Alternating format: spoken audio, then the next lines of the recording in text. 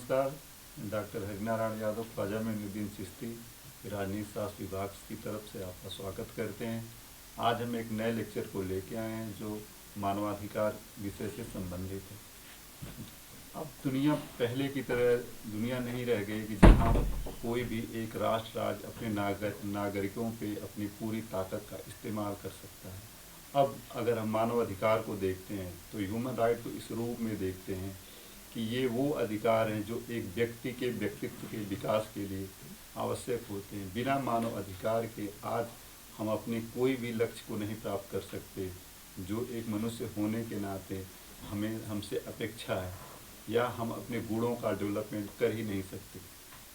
और जब अगर हम मानव अधिकार को समझते हैं तो हमें ये भी समझना होगा कि अब जो ये अधिकार हैं किसी भी राज्य की घरेलू सीमा के अंतर्गत नहीं आते हैं, ना ही उसकी आंतरिक सीमा के अंतर्गत हैं।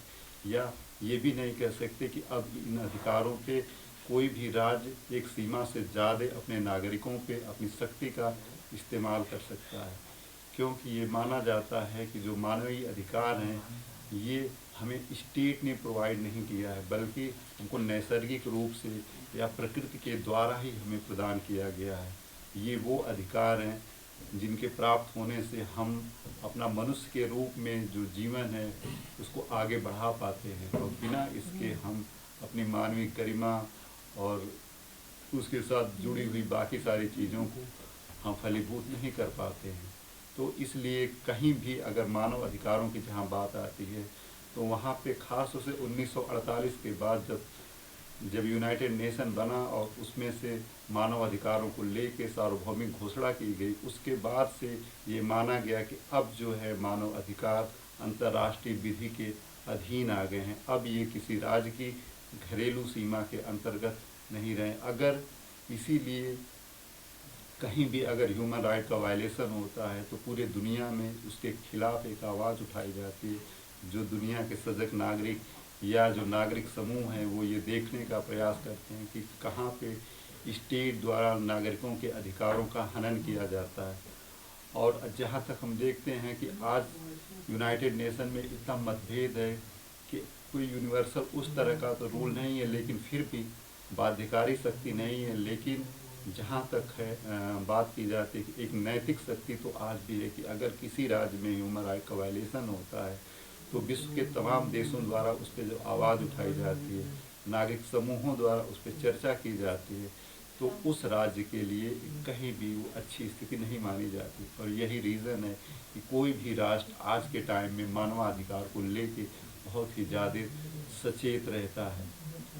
फिर अगले पॉइंट में हम देखते हैं कि ये जब किसी राज्य के विधायिनी शक्ति द्वारा नहीं प्रोवाइड की जाती है तो इसलिए कोई स्टेट इन अधिकारों को व्यक्तियों से छीन भी नहीं सकता उसके लिए।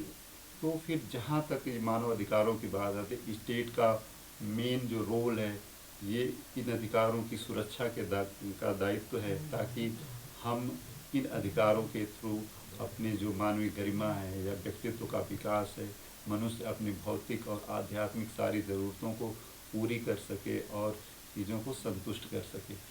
इसलिए कहीं भी जहाँ भी मानव अधिकार की बात आती है हम उसको इसी रूप में देखते हैं कि किस रूप में हम अपने सारे जो दुनिया के लोग हैं, दुनिया में मनुष्य हैं, उनको ये प्रोवाइड करा सके। ख़ास तौर से जब मानव अधिकारों की बात आती है तो हम इसको किसी जात, धर्म, लिंग, नस्ल के आधार से ऊपर उठ के देखते हैं कि कहीं भी इन अधिकारों का जो वितरण हो इस रूप में हो कि कहीं किसी के साथ भेदभाव न हो।